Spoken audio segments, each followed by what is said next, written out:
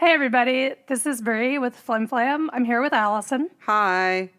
And today we are wrapping up part 2 of the alien autopsy / Roswell crash story. So Allison, are you ready? Oh, I am so ready. So we left off talking about the actual crash and what the balloon actually was, right? Yeah, it was Project M something. What was it?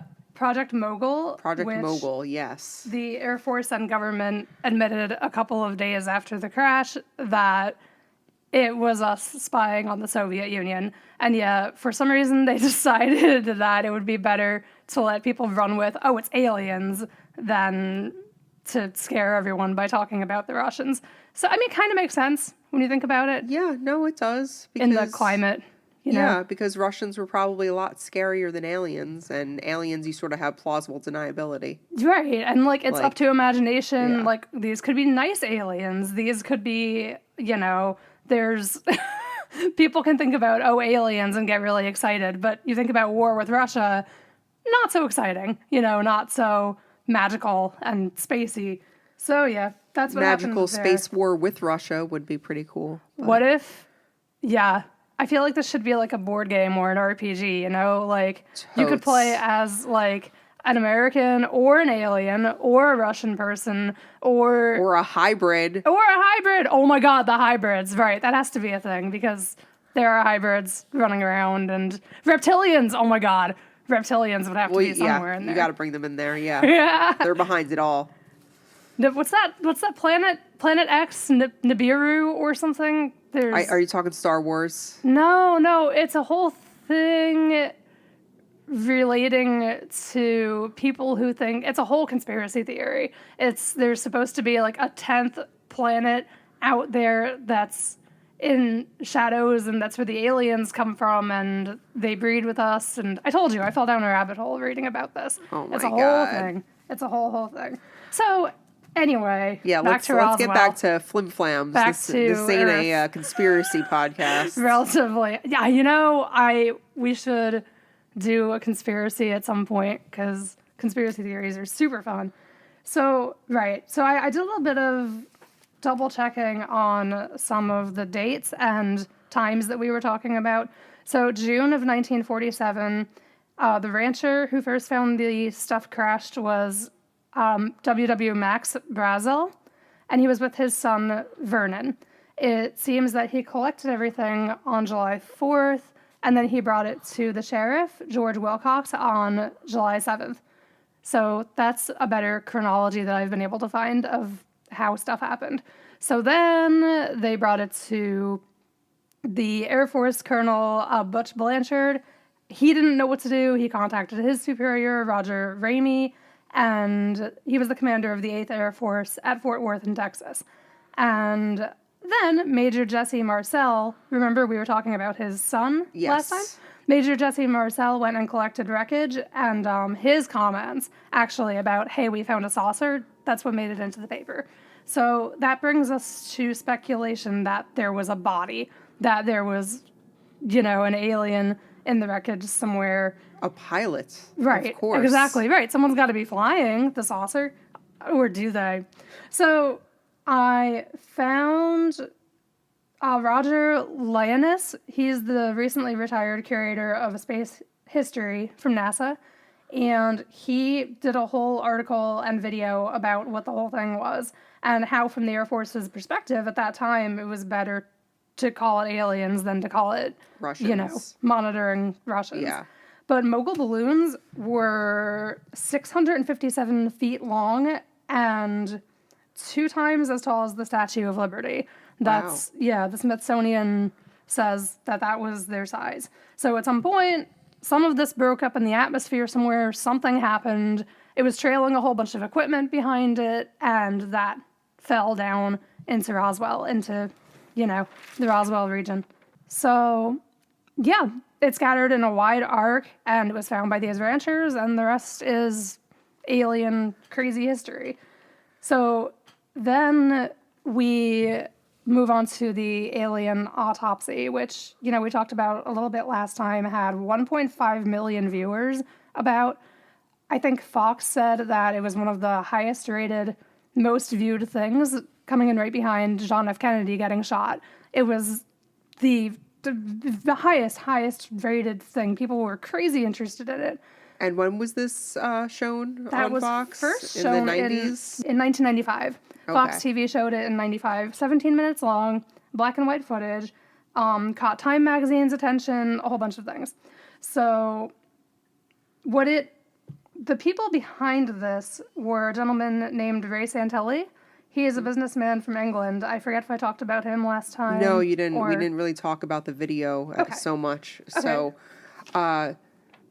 So do we know why he did this, or even how he was Well, able to do this? That's where I'm going. Okay. Ray Santilli and his partner, Gary Shoefield, went and met up with a gentleman by the name of Spiros Maleros. And he was a filmmaker. And he worked with Ray Santilli and with Gary Shoefield to produce this thing. So when you say the alien autopsy video, there's actually a couple of videos that were released. There was the one on Fox in 1997, and then there was 95 initially. Sorry, 95, right. Yeah. Yeah, 95. And then in 2006 or 7, something was released called Alien Autopsy, just Alien Autopsy. But the Fox one, the 95 one, was called Alien Autopsy, Fact or Fiction. And then in 2006, Spiros Maleros released a 2006 documentary, Alien Autopsy, where it's like a mockumentary. It's sort of like a spoof. It's about people finding the alien and making the whole movie and everything. Mm-hmm. So in 2006, Spiros Maleros went on record saying that it was all a hoax, that it was all just sort of a laugh, and they never expected anyone to run with it the way they did.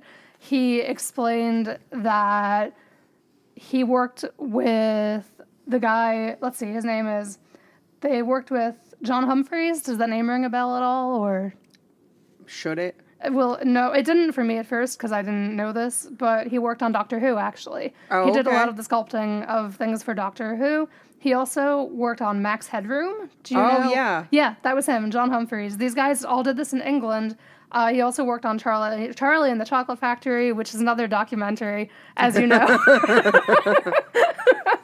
So basically, Spiros, Ray Santilli, and Gary Shoefield all got together and made this thing.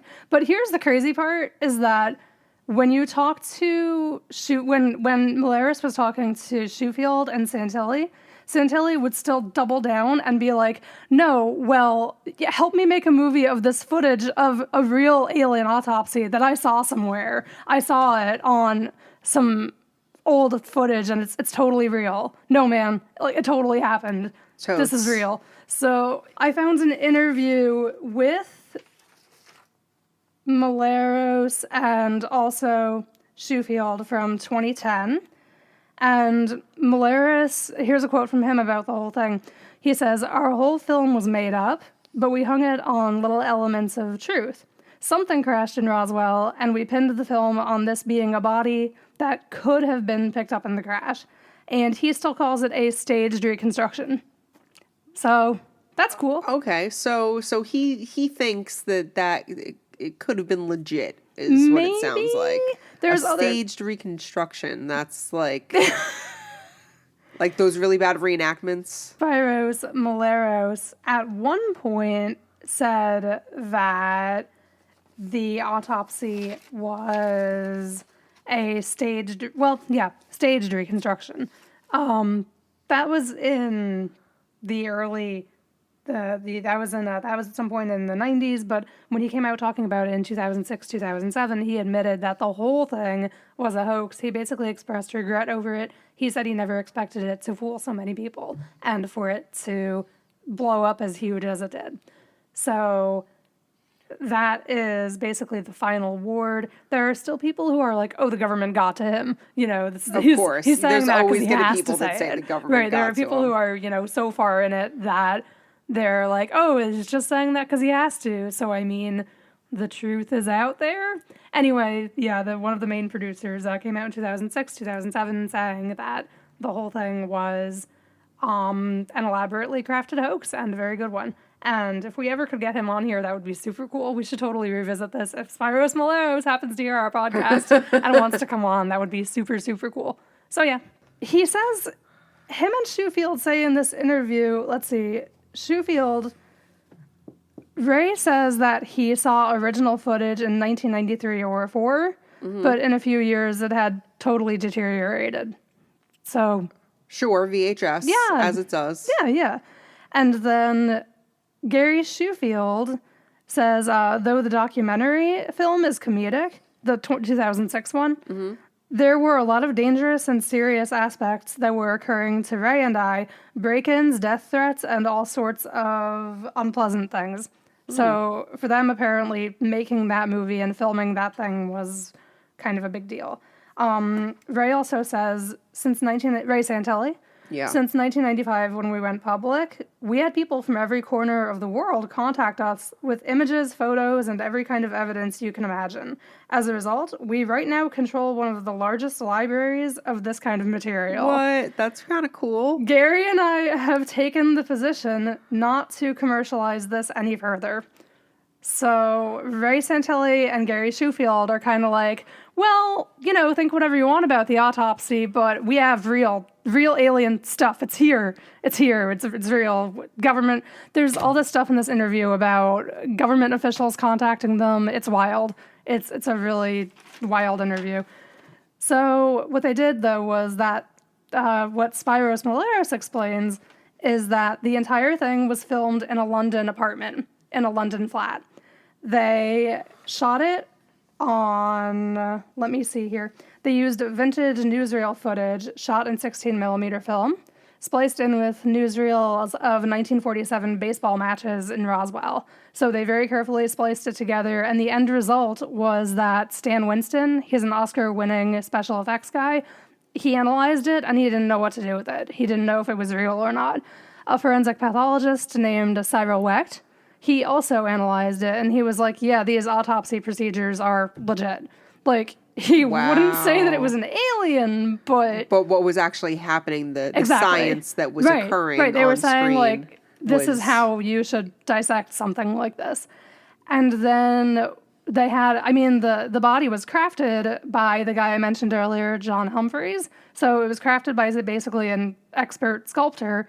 They used organs from a local butcher. They went and got lamb organs that were pieces that weren't used. And that's what they put inside this foam model that John Humphries constructed.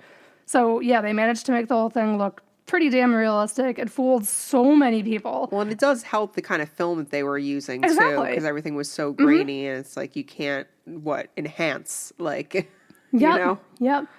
Let's see. The government pathologists in the video were played by whose brother? One of the filmmaker's brothers and then girlfriend. So they did a lot of things. They got serious looking government.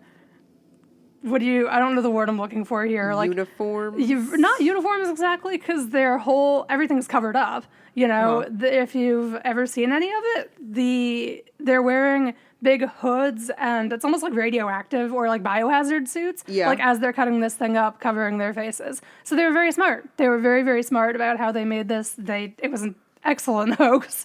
And yeah, Spiros Maleros has gone on stage and on different things saying that, it wasn't real, and he never expected it to fool this many people. So that's pretty much it.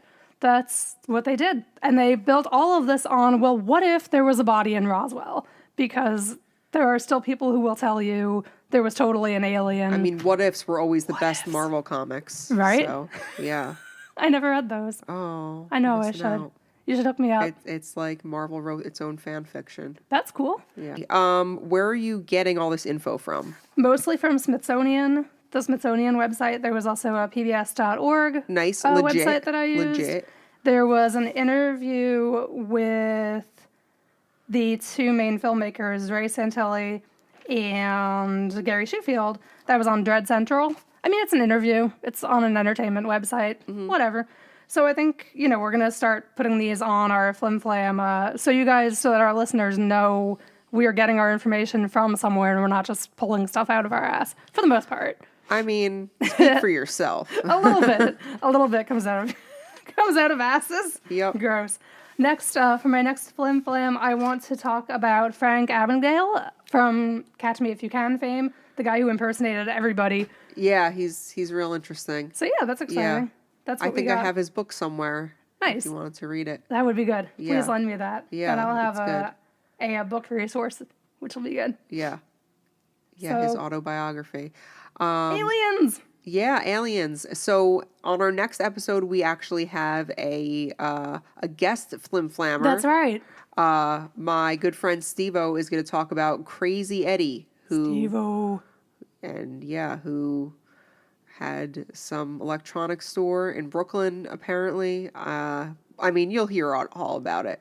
Crazy Eddie. Yeah, crazy. Well, it was called Crazy Eddie's eventually. Oh, okay. Yeah. So Crazy Eddie called his store Crazy Eddie's. Well, yeah, I Or don't did know people that call he. him Crazy Eddie? I or- don't think he actually had mental issues beyond the, thievery. And I don't know. Oh, don't know, that- fevery. I thought you said fevery, and I'm sitting here like, what? He had a bad fever? I Like, got he a was fever. hallucinating. Of 103. Is that what you were going with? Sure. Nice. And the only remedy is more cowbell? Yeah, Yeah, that's what I said. got a fever. I got a fever. So yeah, I'm excited to hear about Crazy Eddie's on our next episode, and then I guess after that, mine will be. Or are you taking one after that? Or I could do one after that. I Okay. was thinking about talking about Victor Lustig. who's that? He Wait, is the name sounds guy. familiar. He's the guy that sold the Eiffel Tower twice. I have heard of him. Yeah. Nice. So that'll be probably a shorter one. Okay. Because there's so much out there about him, and I can just direct you to better podcasts. No. But You could do like a double, talk like half about him and half about somebody else, maybe. I don't know. yeah, I'm also reading this book, The Big Con, and it just talks about all the old cons, like the long cons that you Cool. would do, the big store, that sort of thing, which is interesting. And it's actually the book that the movie The Sting is based off of. Oh, I did not know that movie was based off a book. Well, that's where they got most of their information Oh, I didn't from. know that. Cool. Yeah. Cool. That's exciting. Yeah. Let me know when you're done. And yeah, I guess we'll be back in. I'm trying to get these out every 3 weeks now. Okay. So, just a little more frequent than once a month, but not quite every 2 weeks. Yeah, with the holidays, it was kind of nuts. But I would Yeah. like to also do more frequent stuff. Cool. Yeah. Okay. Well, this has been Flim Flam. I'm Allison. I'm Brie. And remember, if you have ghosts in your blood, you should do cocaine about it. Thank you for listening to Flim Flam. Please rate, review, and subscribe on Apple Podcasts or wherever you get your podcast fix. Follow us on Facebook, Instagram, and Twitter at FlimFlamPod. Got a Flim Flam you'd like us to cover? Email us at flimflampod@gmail.com.